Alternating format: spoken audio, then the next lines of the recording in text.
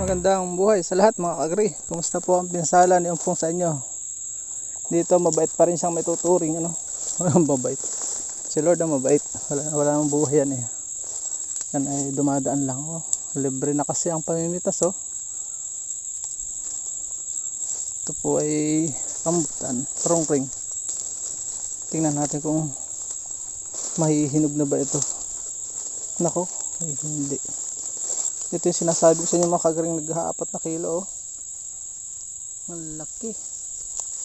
Sayang, sana mahinog. Pag hinahinog yan dyan oh, nakakapayak din.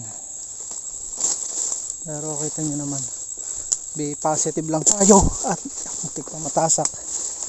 May nalaglag na isa. Tayo positive lang. Yun oh, pero bulok naman. Parang mabait pa rin si Lord talaga. Nagalit siya, talagang ubos yan eh. Talagang mabuti si Lord, ano man ang sabihin natin. Ito okay ako masasabi. Nakakapatawa. Yan ay pupruning ko sana doon sa kabila dahil si mangustin na expose para ma-expose. Ay ito yung buot ni Lord oh. Yan oh. At may pagpapasalamat talaga. Tinirhan niya eh. Ay tinirhan niya, may bunga itong nasapak yung walang bunga. So ito yung panahon na dapat na tayo mag-isip sa mga tinatanim. Yan no. Nilantad ko yung mangustin. Halip na magalit ka,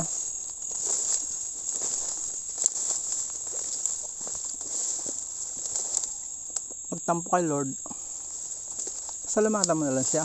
Ano? Makikita nyo, may inilantad niya yung dragon fruit ay nagibubunga.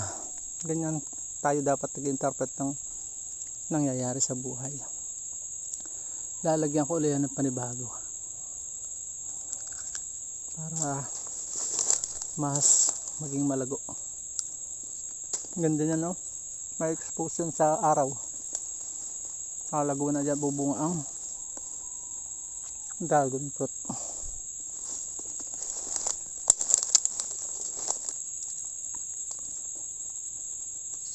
Grabe ano po, ano, pag hindi nyo yan pinitas, tuyo na isang araw, sama ng lasa.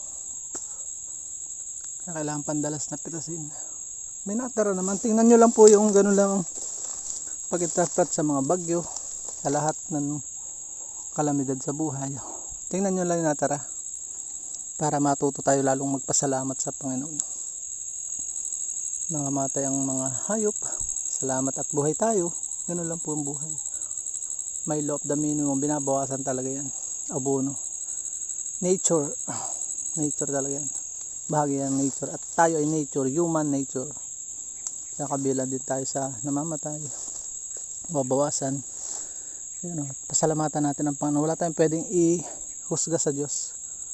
Yun lang, naway nabigyan ko kayo ng kaalaman na sa buhay, pag may nawala, may binabalik ang Panginoon. Kailangan mong mag-isip kung hindi na talaga para sa iyo yung mga bagay na katulad niyan, rambutan, durian, bagsakan. Bakit ka pa magtatanim ng sobrang dami niyan? So kung magtatanim ka niyan, dapat handa ng puso mo, ang dibdib mo na malaglag yan. May darating pang bagyo na naman si Paulo. Nawa ay maligtas tayo. Yun lang. Pero bago ko kayo iwanan, pansamantala, tayo maghiwalay. Nais ko po sana i-aloksan nyo yung aking ebook. 40 pesos lang yun. Pag may 6 years experience sa pag-YouTube, baka po kayo matuto at mapagpala sa aking karanasan. 40 pesos ko lang po siya binebenta mga kagri. Inyo pong bayaran lang siya via GCash at i-share ko sa inyo sa downloadable link. At PM nyo lang po ako sa aking messenger account. Yun lang po, maraming pong salamat. Yan po ay full pack, hindi ka na information, hindi ka na magagaano pa. Papakaintay pa ng 3 years, 5 years para ma-monetize. Kung i-apply mo yung full pack of information yan, mga principle sa pag-YouTube. Yun lang naman po kung gusto nyo. Yun lang po. Maraming salamat. Paalam and God bless. Please support all Filipino vlogs. Pakita natin sa mundo ng kakasan lahing Pilipino.